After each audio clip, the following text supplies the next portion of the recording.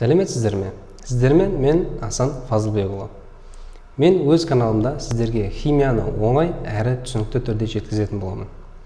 Егер видео ұнаса, лайк басып, комментарий қалдыруды және подписка жасауды ұмытпаңыз. Ендеше сабағымызды бастаймыз.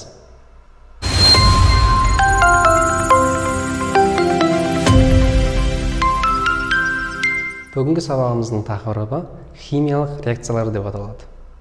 Химиялық реакциялар дегеніміз не? Химиялық реакциялар дегеніміз қандай да бір заттардың әрекеттесуінен жаңа бір заттың пайда болуы. Осы әрекет химиялық реакция болып табылады. Жалпы химиялық реакцияның негізгі 4 типі болады. Біріншісі қосылу.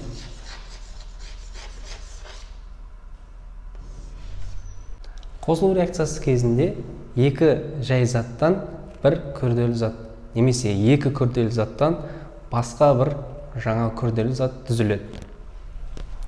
Негізгі типі А қосылған В түзіледі АВ.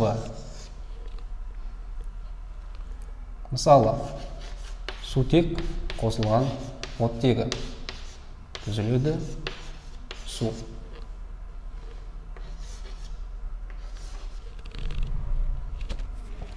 Немесе екі күрделі заттың қосылуынан, мысалы кальций оксидіне қосамыз көмірқышқыл газын. Жаңа заттың пайда болуы. Өнім ретінде бізде кальций карбонаты түзіледі.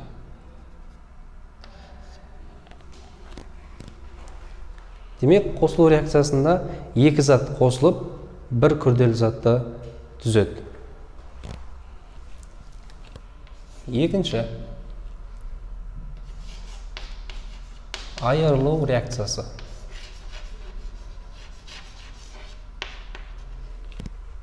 Айырылу реакциясы кезінде дәл осы қосылу реакциясында түзілген өнімдер кері бағытта жүреді. Демек, АВ заты А және В заттарына ыдырайды. Мысалы, судың ыдырауы.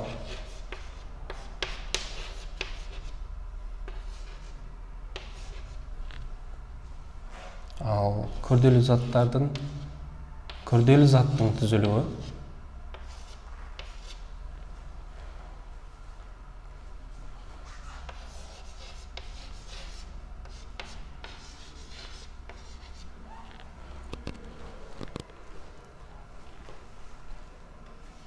Үшінші,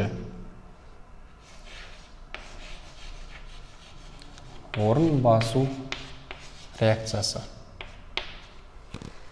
Орын басу реакциясы кезінде бір жай зат және бір күрделі зат әрекеттеседі. Оның типі А қосылған В-С түзіледі А-С қосылған В. Демек, А заты В затының орнын басып, В затын қосылыстан ығыстырып шығарып жібереді. Мысалы, мырыш қосылған тұз қышқылы түзіледі мырыш хлориді және сутек газы.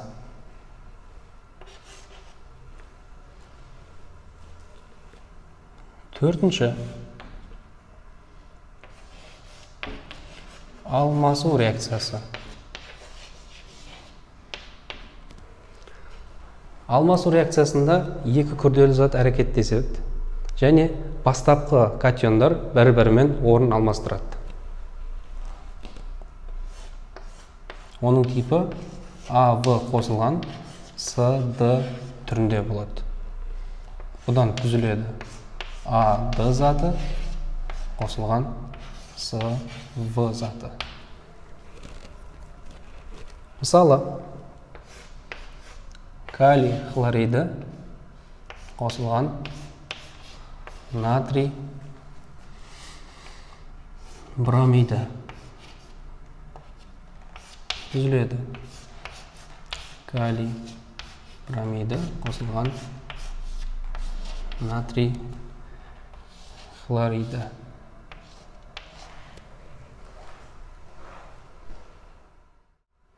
Жалпы химиялық реакциялар агрегат күйіне байланысты екі түрге бөлінеді. Біріншісі гомогенді,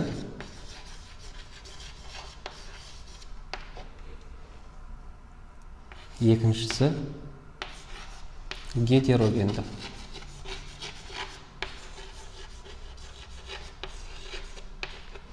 Бұл жердегі гомо деген бірдей деген мағынада, ал гетеро деген әртүрлі деген мағынада. Сәйкесінше, гомогенді реакция жүру үшін олардың агрегаттық күйлері бірдей болу керек. Демек, газ қосылған газ түзіледі газ.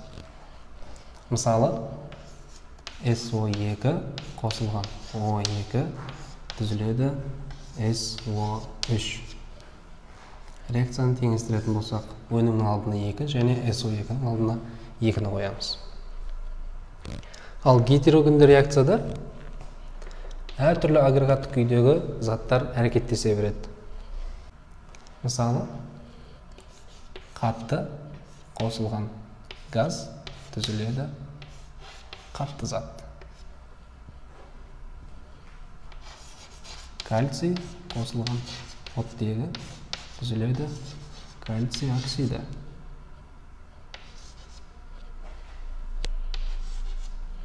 Химиялық реакциялар жылу бөлу немесе сіңіруіне байланысты екі түрге бөлінеді. Біріншісі экзотермиялық.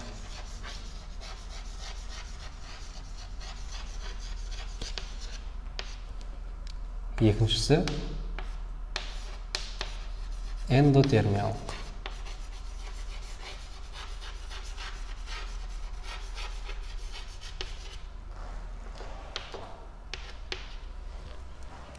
Экзотермиялық дегеніміз жылу бөле жүретін реакциялар, ал эндотермиялық реакциялар жылу сіңіре жүретін реакциялар болып табылады. Экзотермиялық реакцияға мысал, кальций оксидіне қосамыз суды. Сол кезде кальций гидроксиді түзіледі де, бұл реакциядан қандай да бір мөлшерде жылу бөлінеді.